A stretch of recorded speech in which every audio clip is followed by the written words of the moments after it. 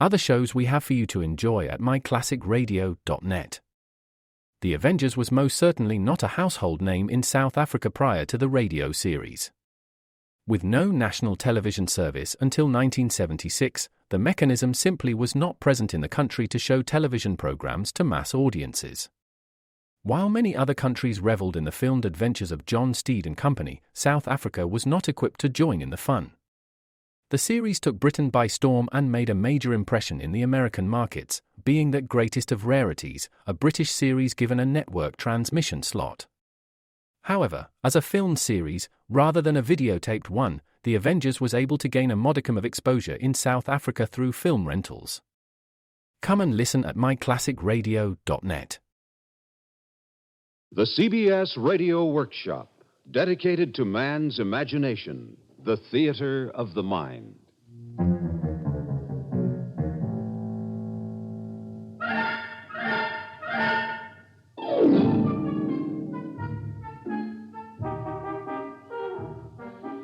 Tonight we present the mythical saga of a modern seer, a true tycoon of facts and figures, a molder as well as encyclopedist of public opinion, a man who, for more than a generation, had reason to pride himself in knowing what people thought and wanted, even before they actually thought or wanted it. A man whose every news release has been awaited with eager interest by paupers and presidents. A man whose pronouncements have often helped to shape national policy, crystallize business trends, and change the thinking habits of our people. A man, however, who one day accepted an assignment from the Lord of the Nether Regions and proved only fallible after all. The title, The Billion-Dollar Failure of Figure Fallup.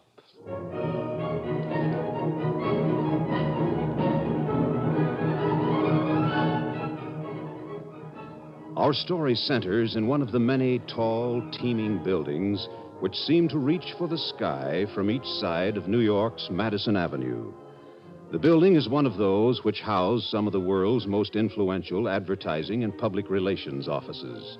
Those business concerns which so effectively persuade so many millions of us to change from white toothpaste to yellow, from yellow to green, and then again back to white. Firms which maintain headquarters in this building have made America filter-tip conscious, lured children into eating nourishing foods, and helped to convince women that they would be out of style if they didn't either raise or lower their hemlines each year.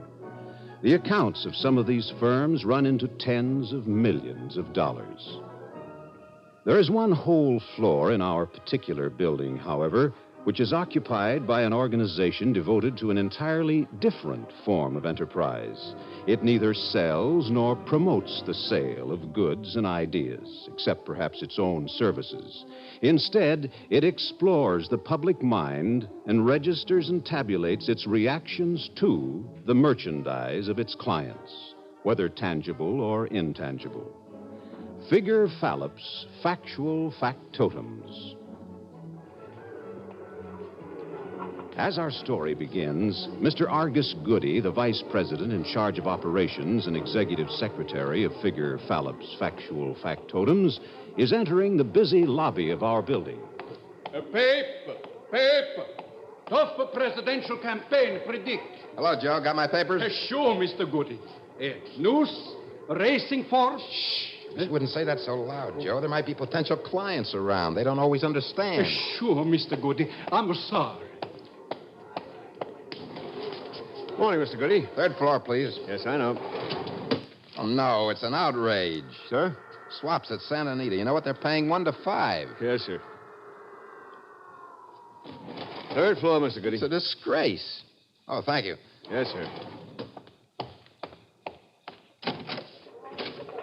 Morning, Shekel. Good morning, Mr. Goody. Oh, Shekel, what do we got? Well, there have been a bunch of calls. Well, that reminds me. As soon as we're through, call Casper for me. Find out if he can't get me better than 1 to 5 on swaps this afternoon at Santa Anita.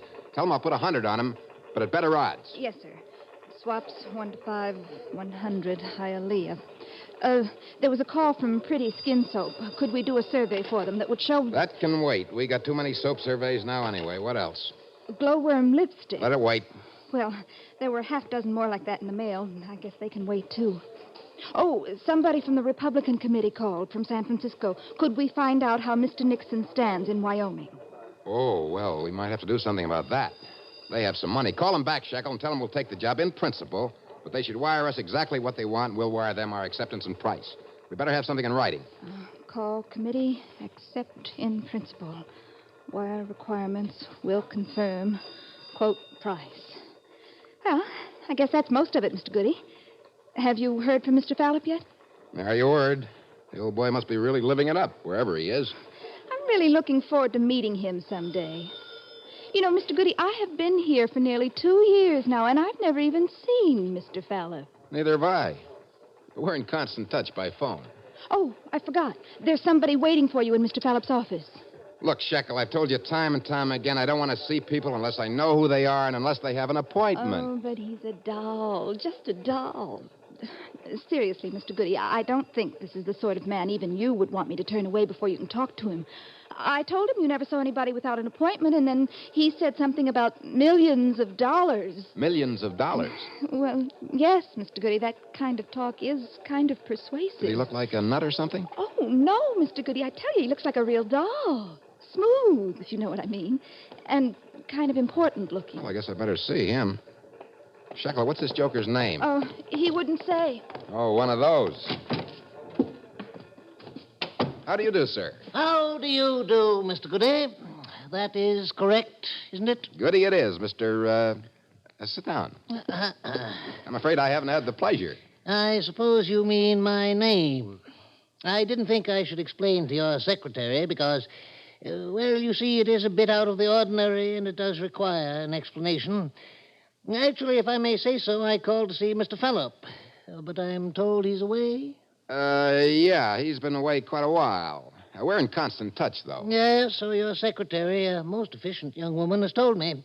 So I decided to wait for you concerning a matter that is most important to me. Oh, my name, yes. Well, I prefer Lucifer, Mr. Goody. Just Lucifer. It was my original name, you see. Lucifer, huh?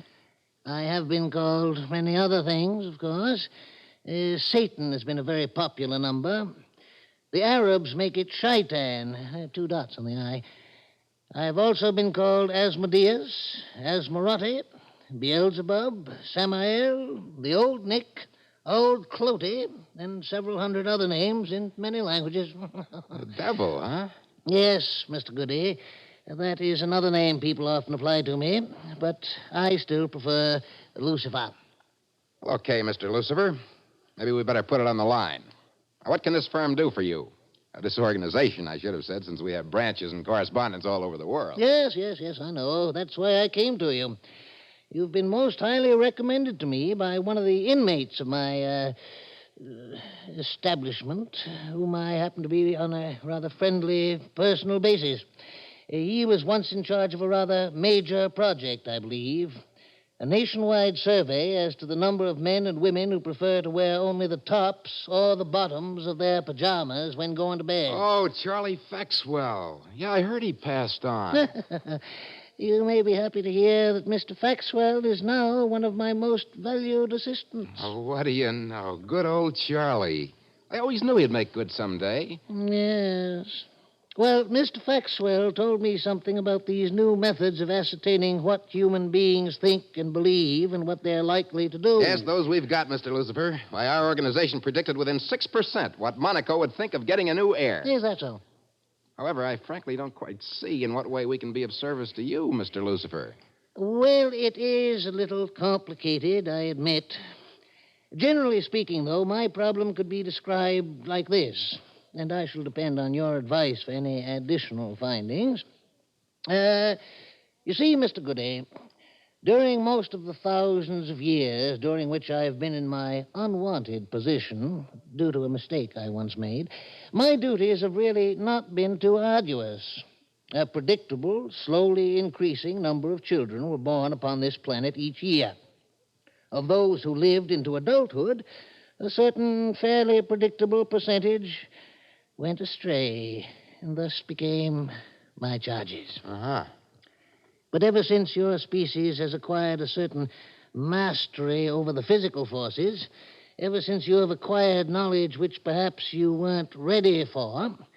In other words, ever since you've become civilized, as you call it, my establishment has been a madhouse. Why, in some years, millions upon millions of souls stream past me, and I don't have adequate facilities for them, nor an adequate staff to deal with them.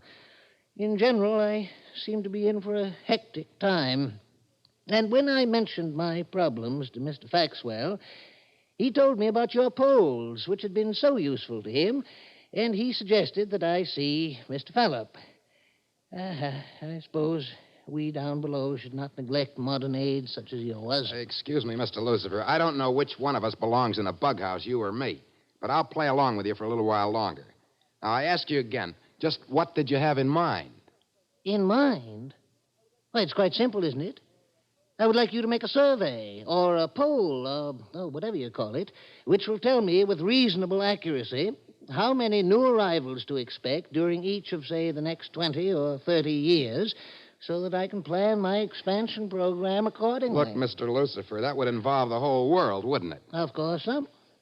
And just how would you expect us to get you this information? I don't know, Mr. Goody.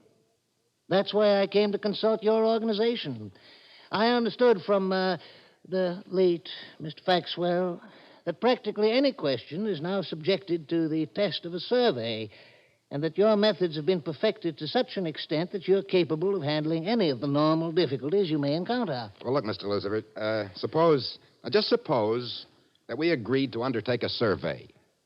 How would you expect us to go about it? I'm sure I can't give you any advice, Mr. Goody. That, I presume, to be your business. But I take it for granted that you and your staff know the difference between right and wrong, between good and evil, and that you have statistics covering the life expectancies of average human beings in your office, or could obtain them, perhaps, and that by examining the behavior of a large number of individuals in various countries, deciding what percentage is evil, and then comparing your figures with your statistics on life expectancy, you might be able to give me a fairly accurate estimate as to the number of annual arrivals I have to prepare for. Oh, my. Believe me, Mr. Goody, I haven't held so long a speech or used so many long words since, well, it must be in the Old Testament somewhere. Mr. Lucifer, do you have any idea how many people such a job would take, if it's supposed to cover the whole world, and how much it would cost? As to the number of people you'd need, I'm no expert, of course. A good many thousands, I should think. As to money, well, Mr. Goody, I'm quite prepared to believe that a project of the magnitude I have in mind might cost up to, say, $1 billion. Excuse me, Mr. Lucifer. I mean, would you mind repeating that? Why, I merely mentioned that I would not be unprepared to pay $1 billion for a survey of such scope. A billion? Why, yes, more or less. I hold a great deal of the currencies of various nationalities, you understand. Money which I was obliged to collect from new arrivals during all this time. Since you'll have to operate all over the world, I thought we might utilize some of this currency for the necessary expenses.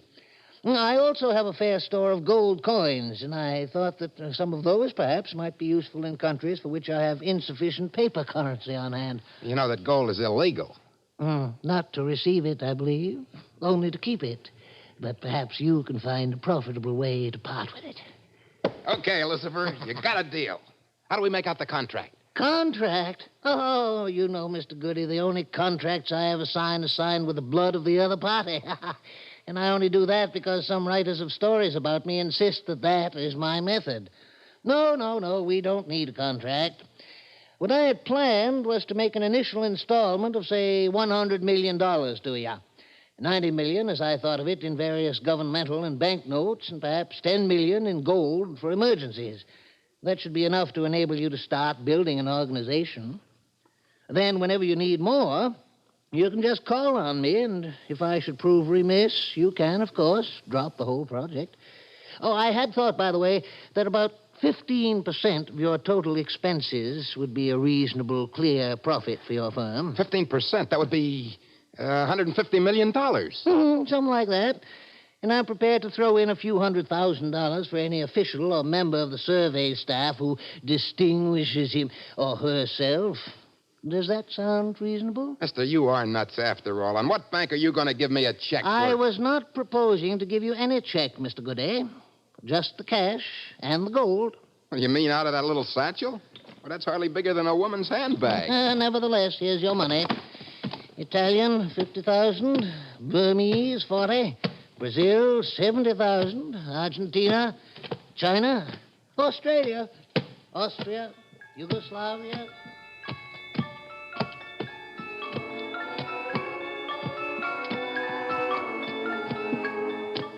Siam, Nepal, Formosa. Well, that's the lot, I guess. Count it if you wish. I wouldn't know how to start. I can't even read the writing on most of these things. They look like money, all right, though. They are, sir. Now for the gold. About 10 tons of it, I believe. 10 tons? Out of that little satchel of yours? Every $1 million is a ton. Here we go. Hey, wait a minute.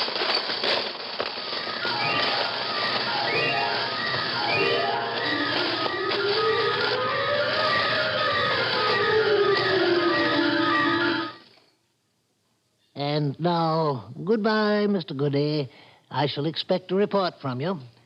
And my regrets to Mr. Fallup at having been unable to make his acquaintance as well. Oh, no, thank you. I shall find my way out.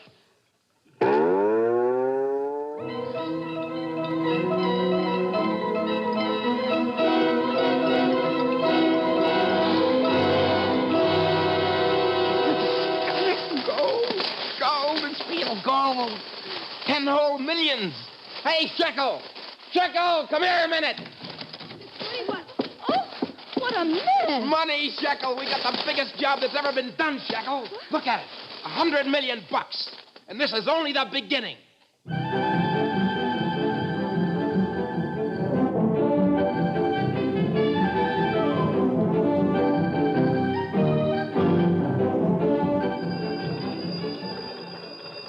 Call from Moscow, sir. What's the matter? Did Khrushchev get tight again? Give it to Mr. Ashburn. Hail from Hong Kong, sir. 439, repeat 439, residents jailed for theft and burglary, week ending today. 2321, repeat 2321, women and girls arrested for immorality. List of name follows airmail. Thanks. Give it to Mr. Ross over there, will you? Call from Tokyo, Mr. Goody. Give him to Mr. Asselman at that third desk there. He handles Scandinavia. Mr. Haskell from Ohio is here, Mr. Oh, Goody. yeah, show him in. Sorry, Haskell, I didn't realize you'd come right along. I just wanted to report on that bank deal you asked about, Mr. Goody. It seemed a little too complicated for a Yeah, letter. what gives? Well, nothing strictly illegal, but it sure wasn't strictly legal either. I see. Good work, Haskell. Good work. Look, do me a favor. Will you tell him Mr. Brubaker over there? He'll take notes on the whole thing. Yeah, this is Goody. Okay, shoot. Yeah? Survey of 525 London women indicates adultery up 31% nationally in the last 10 years. Yeah, I got it. Thanks, Bill. Hey, Shekel. Yes, sir. I think we're really getting there. You know that idea of mine about borrowing a flock of Mr. Lucifer's girls? Well, that was a doggone near stroke of genius, if I do say it myself. What they did to Boston and Mason City. Yes, I know. And to a lot of other places, too. What's the matter, Shek? You ought to be happy. Don't you want us to make a good record? Well, sure, Mr. Goody, but... Stop being silly, Shek. When a client gives you a job, he wants results. If he sells soap, he wants you to prove to him that people like his soap better than any other kind. If he runs a camp for kids or old folks, he wants you to find as many kids and old folks who can afford to go there as you can find. So what's the difference if we help some people along where they're going anyway? Mr. Goody, there's a gentleman to see you. He's waiting in Mr. Fallup's private office. Well, who let him in? I did, sir. He's our client. Our client? You mean Mr. Lucifer? Yes, sir. Well, come on, Shaq. Let's give the big boy the word. Hello, Mr. Lucifer.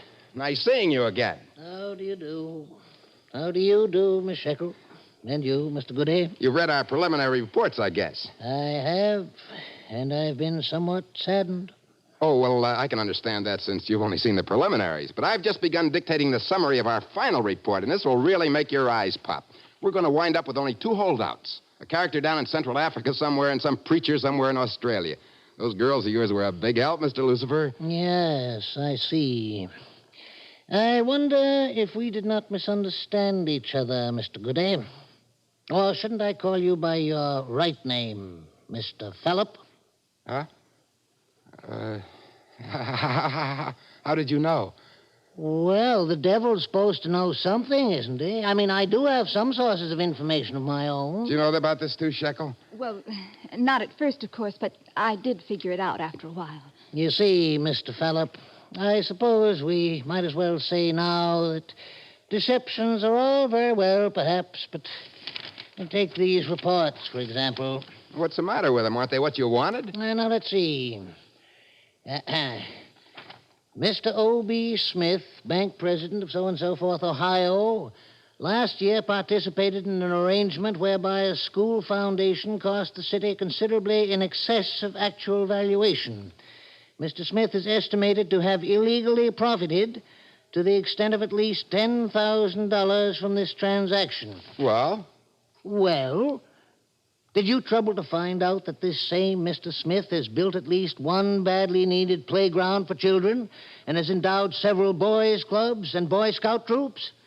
Why, it must have cost him several times as much as he could possibly have gained from this construction job, about which, as your reporter himself admits, there was actually nothing illegal, even though there were some shady aspects involved, perhaps. Well, what's that got to do with it? Well, now, let us assume, Mr. Fallup, that you were one of the judges chosen to preside at the trial which all of your species must face someday. Would you condemn this man? Well, there was something fishy about that deal. There may have been, Mr. Fallup.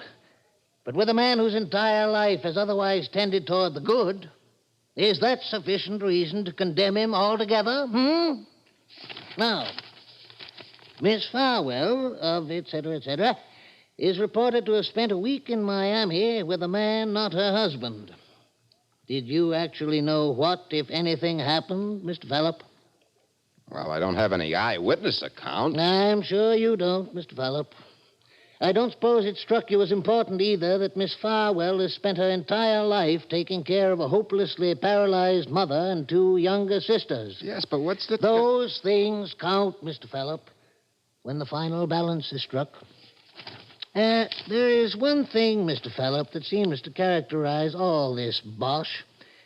You apparently have never heard of qualities such as grace, penance, indulgence, and all the other saving factors which make human existence tolerable, and sometimes even beautiful in an odd sort of way. I thought you wanted us to... So I did, Mr. Fallup, but I wanted to find out, not deal with loaded dice. Oh, yes, I'm sure that you use the 10 Commandments and the list of the 7 deadly sins as a guide, but didn't you try to tempt your subjects to violate those rules? Well, Those young ladies you asked me to send you. Well, you did want a good report, didn't you? A good one, yes, but a factual one. I fail to understand that you could think I would be so foolish as to want more, let us say, work than absolutely necessary. Miss Shekel, telephone from Rome. They say it's urgent. Oh, excuse me, Mr. Lucifer. Well, I'll be going, Mr. Fallup.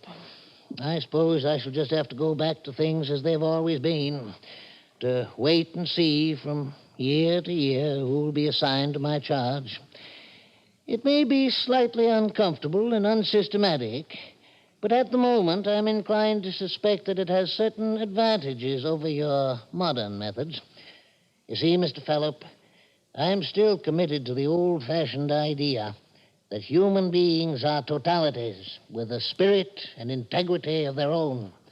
They may make certain mistakes, of course, but it seems to me that even those always have to be considered in the frame of the overall picture, something your modern methods do not take into account. Mr. Goody, may I see you a minute? I'm sorry, Mr. Lucifer. I'll be right back. Oh, that's quite all right.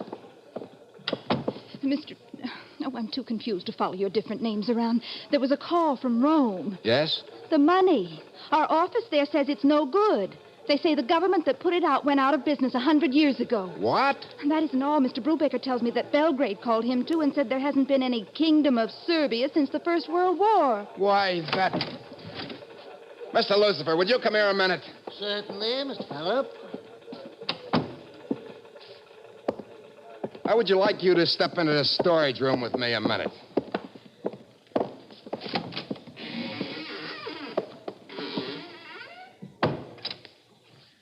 About this money.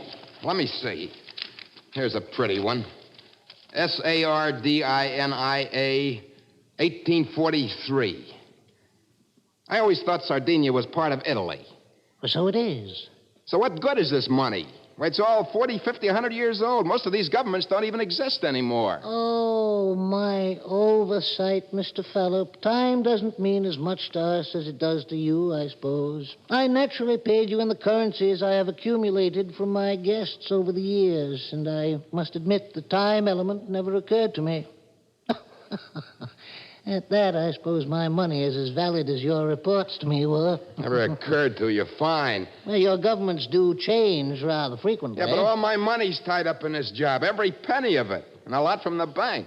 Well, Mr. Fallup, this is something I had not planned on. Oh, what about the gold? Oh, I'd forgotten about that. If it is gold. It's gold, I should think. Unless the people from whom I obtained it were even worse rascals than I thought.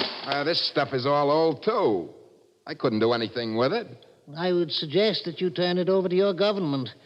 Even if the coinage is old, the gold content should realize something. Me stuck with all those expenses. Oh, well, it may seem to you to be a bit out of character for me, but if you should incur any actual losses, I shall make them up for you. But no more. Well, I'll be in touch with you, Mr. Fallup. And, do read a book sometime, will you? So many mistakes can be avoided if one has a certain amount of knowledge and understanding. Make up my expenses. Me with $1 billion as good as made. Oh, well, back to work, I guess. No more morals for me. Hi. So what gives? Just no dough, that's all. None at all? Well, he says he'll make up our expenses. Well, it might be just as well at that. A man from the Treasury and an FBI guy were here, asking about some big money they heard we got and hadn't reported. Tell him to forget it. The stuff's no good. I'll call him. Oh, by the way, Eisenhower and Nixon got nominated again. Yeah, so I hear. We were right on that one anyway. Yes, but the National Committee called up. Would we poll Arkansas and Vermont for Nixon? Tell him no. I don't want any more of that kind of stuff. And the Barbers Union called. They want to know, will we make a survey, how women like to be kissed by men with beards, seeing as how beards are coming back and all. Yeah. I guess that's more our speed, Shaq. Sure, tell him sure. I'll call him, boss.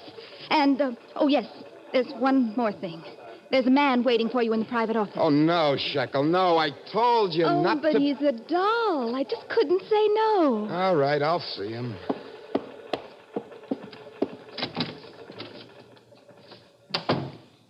How do you do, sir? I'm Mr. Goody, the executive vice president. What can I do for you? How do you do, Mr. Goody?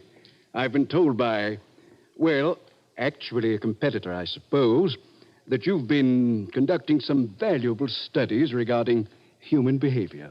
Well, I don't know. It was Mr. Lucifer, in fact, if you recall the name. Oh, yeah, I recall. May I ask? My name is Gabriel, Mr. Goody. I come from heaven. Heaven? Oh, no.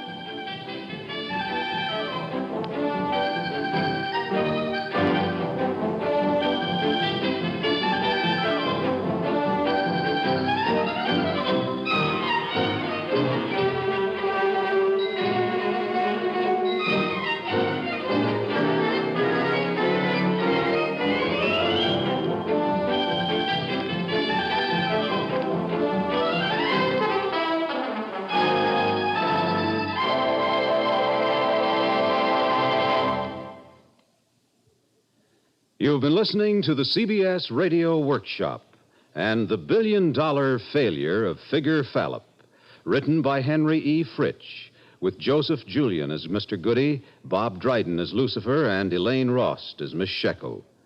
The CBS Radio Workshop is produced and directed in New York by Paul Roberts. This is Bob Hite inviting you to join us again next week when, from Hollywood, we present Colloquy Number 3, a study of satire, with Stan Freberg, a historical examination of satirical literature from Voltaire to the moderns. Stay tuned for 5 minutes of CBS News, to be followed over most of these same stations by my son, Jeep. America listens most to the CBS Radio Network.